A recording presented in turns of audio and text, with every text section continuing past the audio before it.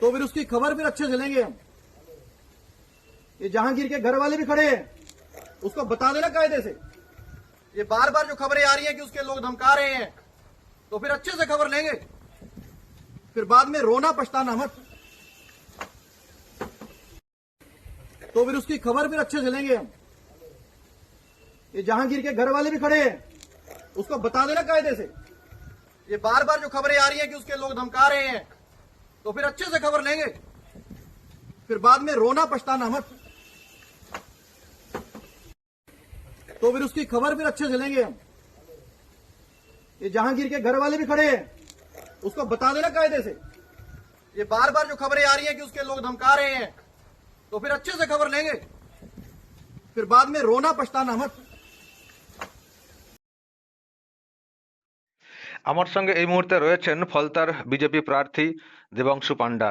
দেবাংশু বাবু, আমরা যেটা দেখছি যে যিনি পুলিশ অবজারভার এসছেন অজয় পাল শর্মা, উনি তো জাহাঙ্গীর খানকে খুঁজছেন, কিন্তু তাকে তো খুঁজেই পাওয়া যাচ্ছে না, কোথায় আছেন কে জানে। কিন্তু যেটা আমি শুনলাম যে ওখানে নাকি প্রচুর সন্ত্রাস কায়েম করেন জাহাঙ্গীর খান, ব্যাপারটা কি? দেখুন ওই ফলতা অঞ্চলে কিছু কিছু জনকে পুষে রেখেছে উনি, যাদের বাইকের সামনে জে কে বলে লেখা আছে, এরা হচ্ছে জে কে বাহিনী। তারা করে কি, বিভিন্ন গ্রামে গিয়ে ধমকায় চমকায়, আর ইলেকশনের সময় এরা গিয়ে সাধারণ মানুষকে, এখানে সনাতনী মানুষদের ভোট প্রচুর, হিন্দু মানুষদের ভোট প্রচুর, 72% কাছাকাছি ভোট রয়েছে, এবং রাষ্ট্রবাদী যারা মুসলিম রয়েছে তাদেরও 6-7% ভোট রয়েছে, তাদের রয়েছে। তারা এরা কেউ একে চায় না, কিন্তু হয়েছে কি, এরা বিভিন্ন বুথে গিয়ে করে কি, মানে সাধারণ মানুষকে ভোট দিতে যাবেন না, যেটা ধমকানি জমকানি করেছে, ভোট দিতে যাবেন না, যেসব বুথ গুলো জানে যে এরা ভোট পাবে না, তারা যে অত্যাচার করেছে, 21-এ অত্যাচার করেছে, 24-এ অত্যাচার করেছে, সেই সব বুথ গুলোকে ধমকাচ্ছে চমকাচ্ছে। সব থেকে অবাক হলে আপনি বুঝতে পারবেন যে 238 নম্বর বুথ এবং 239 নম্বর বুথ, যেটা হচ্ছে সাগরা গ্রাম, সেই গ্রামে করেছে প্রায় 1,500 মানুষের আধার কার্ড ভোটার কার্ড নিয়ে চলে এসছে, দিয়ে বলেছে তোমাদের ভোট দিতে যেতে হবে না, কারণ তারা হিন্দু মানুষ, তারা কেউ ওই তৃণমূলকে ভোট দেয় না, এই জাহাঙ্গীর পছন্দও করে না, সেই জন্য তাদের নিয়ে চলে এসছে। এই ঘটনাটা ফলতায় বিভিন্ন গ্রামে ঘটেছে। আমরা স্পেসিফিক ভাবে দুটো বুথের কথা বললাম, বিভিন্ন গ্রামে করেছে, এবং সাধারণ মানুষ আস্তে আস্তে পথে নামছে, রুখে দাঁড়াচ্ছে, মানে বিজেপি কে সাপোর্ট করছে। এটা দেখে আরো ভয়, দিনে দিনে ভয় বাড়তে শুরু করেছে। আজকে আজকে সকালেই আমার কাছে খবর আছে যে একটা বাইক বাহিনী ঢুকেছিল, মানে দিঘির পাড়ে, সেখানে গিয়ে বিভিন্ন বাড়ি বাড়ি গিয়ে চমকে এসছে, ভোট দিতে যাওয়ার দরকার নেই, এইরকম জাতীয়। তারপরে আবার গিয়ে সাধারণ মানুষকে ভয় দেখানো হচ্ছে যে ক্যামেরার, যে সিসিটিভি যে ক্যামেরা থাকবে, সেই ক্যামেরার ভেতরে উনি আরেকটা ক্যামেরা লাগিয়ে দেবেন, এবং সেই ক্যামেরা থেকে উনি দেখবেন, পার্টি অফিস থেকে দেখা যাবে কে কাকে ভোট দিচ্ছে, বা ইভিএম এ আতর লাগিয়ে দেওয়া হবে, বা ইভিএম এর ওপরে সেলোটে মেরে দেওয়া হবে, বা ইভিএমটা জানলার এমন জায়গায় রাখা হবে যেখানে হচ্ছে জানলা থেকে ইভিএম এ কোথায় ভোট দিচ্ছেন সেটা দেখা যাবে। এইরকম ভাবে সাধারণ মানুষকে মানে ভয় দেখাচ্ছে। তারপরে গিয়ে কিছু লোককে, কালকেরই একটা ঘটনা ঘটেছে যে একজন সাধারণ মানুষ, কমন মানুষ, যারা হচ্ছে কালকের আমার সঙ্গে মিছিলে এসেছিলেন, কালকে মানে প্রচারে গেছিলেন, তাকে গিয়ে কালকে দিঘির পাড়ে তাকে গিয়ে হচ্ছে ধমক দিয়েছে, মারধর করেছে, গলা ধাক্কা ফাক্কা দিয়েছে। তো এইরকম জাতীয় একটা সন্ত্রাস করছে। এরা এরা সংখ্যাটা বেশি না, এরা সংখ্যাটা হয়তো খুবই কম, মানে 50-60 জন বা 100 জন এইরকম।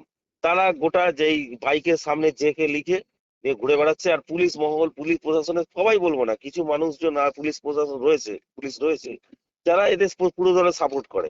এখানে একজন অফিসার ছিলেন, তার মানে এখনো বকলমে তিনি চালান, যে কৈলান থেকে, যিনি হচ্ছেন রঞ্জন চক্রবর্তী বলে এসআই। তিনি গত 10 বছরে 9 বছর তিনি এই থানাতেই কাটাচ্ছেন। ইলেকশনের সময় 2-3 মাসের জন্য এতে চলে যান, 1 মাস 2 মাসের জন্য হচ্ছে ডিআইবি তে যান, আবার হচ্ছে ইলেকশনের পরে আবার এই এতে আসে। এইরকম একটা পরিস্থিতি এখানে। তাই মানে এদের এইরকম জন্যই আজকে এরকম বাড়ন্ত। আর বাড়ন্ত এইসব যে পুলিশ, যে ওই থানাতে একই পুলিশ হচ্ছে, দেখবেন আপনি যদি খোঁজ নিয়ে দেখেন, 10-12 বছরে একই পুলিশ হচ্ছে, সে 7-8 বছর ধরে, 9 বছর ধরে আছে।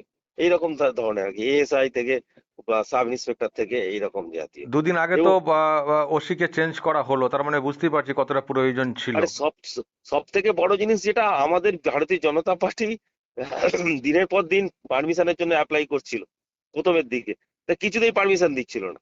তারপরে আচ্ছা। লাস্টে আমরা আরোকে গিয়ে ঘেরাও করলাম যে আরে আমাদের পারমিশন দাও, 24 ঘন্টা, 2 দিন 3 দিন 24 ঘন্টা পুরো মানে সকাল 12টা থেকে পরের দিন সকাল 8টা থেকে পরের দিন 8টা পর্যন্ত একটা রাজনৈতিক দলকে পারমিশন দিয়ে দিচ্ছে, তারপর তাকে দিয়ে দিচ্ছে, আমাদের কোনো পারমিশন দেওয়া হচ্ছে না। না না, তা এই যে এরকম জাহাঙ্গীর খান বলে মানে কি, মানে নিজেকে কি ডন ডন মনে করেন নাকি? কি করতেন কি আগে? কিন্তু আগে তো একটা ওই দর্জির কোনো কাজ ফাজ করতেন, কোয়ালিফিকেশনও বেশি নয়, গ্র্যাজুয়েশনও পর্যন্ত যায়নি না না, আমি তো কিন্তু। এইচএস দেখছিলাম ওর বায়োডাটা যেটা হ্যাঁ সেই সেই এফিডেভিটে। এই- তাও তো এই এইচএস কবে করেছেন কে জানে। আর ওর একটা শালক আছে, সে হচ্ছে, তার নাম হচ্ছে সাইদুল। সে হচ্ছে সব মনিটরিং করে, সে এই যে কার বাড়িতে কখন গিয়ে ভাঙচুর করবে, কাকে গিয়ে থ্রেট দিতে হবে, না না, আপনি যেটা কোথায় বলছেন গিয়ে যে তোলাবাজি করতে হবে। 40-50 জন একটা পুরো এলাকা কন্ট্রোল, তার মানে পুরো তো সেই মানে জঙ্গল রাজ যেটাকে মানে হ্যাঁ, আর বললে হয়। আর এদের এবং পুলিশকেও এমন ভাবে এরা সেটিং করে রেখেছে, এদের বিরুদ্ধে কোনো অভিযোগ জানাতে গেলে পুলিশ বরঞ্চ যে অভিযোগ জানাতে যাবে তাকেই জেলে ঢুকিয়ে দেয়। এরকম একটা পরিস্থিতি রয়েছে, মানে সব পুরো পুলিশ পুরো খারাপ। পুরো যে বাহিনী যেটা আপনি বলছেন, যে ধরনের সব ভয় দেখানো হচ্ছে, মানে পুরো মূর্খের দল, তাই তো? হ্যাঁ, মূর্খের মানে একদম পুরো, আর বলবো না, বাড়ি বাড়ি গিয়ে থ্রেট দিচ্ছে, ভয় দেখাচ্ছে। এবং এ এ এত আছে, মানে এত মানে ভয়ে জাহাঙ্গীর নিজেরও ভয় ধরেছে যে যেহেতু 72% কাছাকাছি সনাতনী হিন্দু মানুষজন রয়েছে, এদের তো 21 সালে এদের বাড়ি ঘরদর ভাঙচুর করেছিল, ঘর ছাড়া করে দিয়েছিল 4-500 মানুষ, সাধারণ মানুষ যারা যেসব বুথগুলো লিড নিয়েছিল সেগুলো বিভিন্ন মানুষ ঘর ছাড়া করে দিয়েছিল। পরে ভারতীয় জনতা পার্টি থেকে হাইকোর্টে কেস করে মানবাধিকার কমিশন করে তাদের ঘরে ফেরানো হয়েছিল। সেই সেখানে গিয়ে করছে কি, ও সেই সব গ্রামে যাচ্ছে, গ্রামে গিয়ে সেই সব মন্দির যেগুলো রয়েছে সেই মন্দিরে গিয়ে মা কালীকে গলায় মালা পরাচ্ছে, ঠিক আছে, মন্দিরে গিয়ে প্রণাম করছে। এখন এখন যে এখন ভোটের এ- সময়। ভোটের সময় এখন গিয়ে করছে, মালা দিচ্ছে, আচ্ছা। দিয়ে বলছে। আবার কাল কাল না পরশুদিন দেখলাম একটা মিটিং করেছে, সেখানে বলছে একা কি বিজেপির যে ক্যান্ডিডেট সে কি একা জয় শ্রীরাম বলবে, আমি কি জয় শ্রীরাম বলতে পারি না, বলে দেখি হুম। জয় শ্রীরাম বলে চিৎকার করছে। আচ্ছা। আর এই এইরকম একটা জাহাঙ্গীর খান তো নাকি মানে অভিষেকের খুব কাছের লোক, মানে কি কোত্থেকে কি সম্পর্ক এত ঘনিষ্ঠ হয়ে যায়, কিসের দেখুন, বিনিময়ে?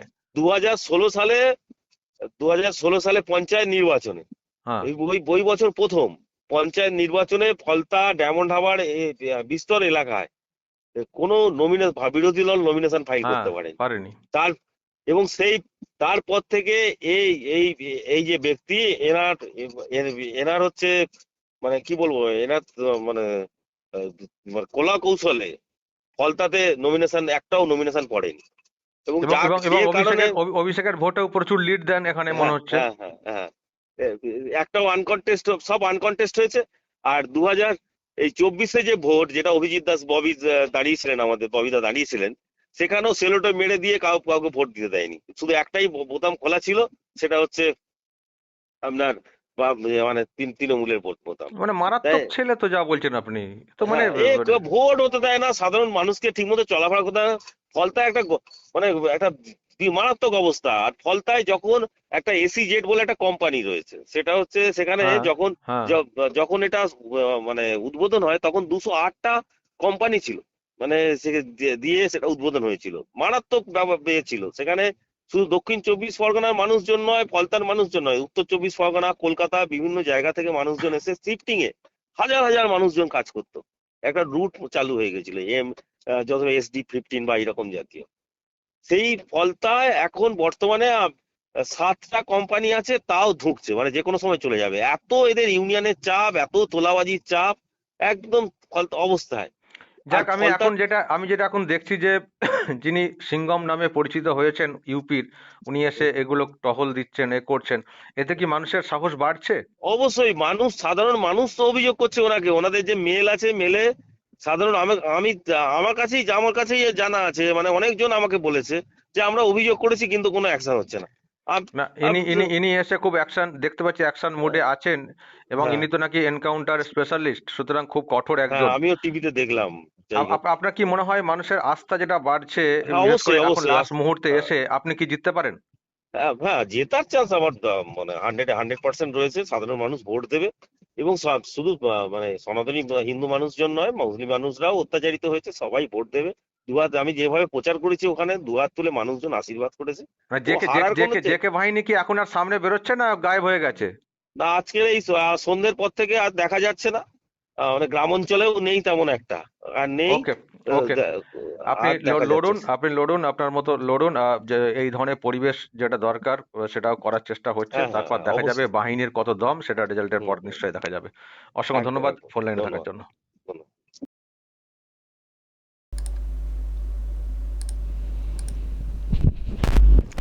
দর্শক, সিঙ্গম বলে পরিচিত ইউপির এই পুলিশ অফিসার অজয় পাল শর্মা, উনি ওই জাহাঙ্গীর খানের যে বাড়ি সেই এলাকাতে গিয়েছিলেন খোঁজ করতে। তারপর বলে এসছেন যে বলে দেবেন পরিবার, মানে সবার উদ্দেশ্যে বলেছেন, বলে দেবেন খোঁজ আরও নেওয়া হবে। হুমকি টুমকি তো অনেক দিচ্ছেন জাহাঙ্গীর খান, পরে না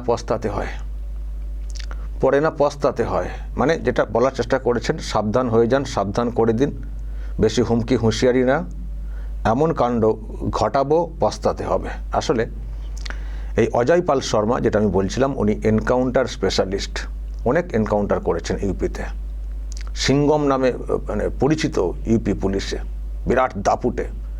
ওখানকার ওই ডনগিরি মাস্তানি সব ছুটিয়ে দেন, একাই ছুটিয়ে দেন। আর দেখুন ওনাকেই এখানে আনা হয়েছে। কমিশনও জানে কাকে কোথায় রাখতে হবে, দিতে হবে, টাইট কীভাবে দেওয়া যায় এবং সুষ্ঠু পরিবেশ ভোটের জন্য কিভাবে তৈরি করা যায়, ঠিক লোককে ঠিক জায়গায় পাঠিয়েছে কমিশন। আর উনিও পৌঁছে গেছেন, খবর নিয়েছেন, বায়োডাটা নিয়েছেন। উনি তো এখানে যারা পুলিশের দায়িত্বে আছেন তাদেরকেও সব শুনছি খুব ঝাড় দিচ্ছেন, তাদের কথার মধ্যে অনেক মিল পাওয়া যাচ্ছে না, মিসগাইড করারও ব্যাপার আসছে, যেখানে বুঝতে পারছেন ভীষণ ঝাড় দিচ্ছেন। আমি তো দেখছিলাম যে কালকে রাতেও নাকি এই জাহাঙ্গীর খানের খোঁজেতে উনি গিয়েছিলেন। জাহাঙ্গীর খান নাকি বাড়িতে নেই, কোথায় পালিয়ে বেড়াচ্ছেন। আর উনি যে চলে যাচ্ছেন, হয়তো পুলিশের কেউ না কেউ খবরও দিয়ে দিচ্ছেন যে যাচ্ছেন, কেটে পড়ো, আছে না সব মাসোয়ারা সিস্টেম। তো রাতের ছবি সিসিটিভির, মানে গেছিলেন সব উনি, পুলিশেরও লোক সাথে ছিলেন। পুলিশের একটা অংশ যেমন ভালো কাজ করছে, কিছু কিছু তো আছেন না এখনও চটি চাঁটা, তাদেরকে ওই যে শুনলেন না, মানে দিনের পর দিন অফিসে এই থানাতেই থাকতেন, হ্যাঁ, কীভাবে কি মানে রহস্যের ব্যাপার বলেছিলেন না দেবাংশু পান্ডা। তারা হয়তো খোঁজ খবর দিয়ে দিচ্ছেন, কিন্তু দিলে কি হবে, খোঁজ খবর দিচ্ছেন দিন, কিন্তু বাড়িতে থাকতে পারছেন না, তো প্রকাশ্যে তো থাকতে পারছেন না, কোথায় লুকিয়ে পড়েছেন জাহাঙ্গীর খান খোঁজ পাওয়া যাচ্ছে না। আর এই অজয় পাল শর্মা উনি এইসব বলে এসছেন, ছাড়বো না, সব খবর হয়ে যাবে, কিন্তু বিষয়টা অনেক হুমকি চলছে, খবর আমি আরও নিচ্ছি, সাবধান হয়ে যান, না হলে কিন্তু খবর আছে, পরে পস্তাতে হবে। অনেককে পস্তাতে হয়েছে ইউপিতে। উনি এরকমই দাপুটে বলে দিয়ে আসেন, শুনলে ভালো, না হলে এনকাউন্টার বা যেটা করার সেটা।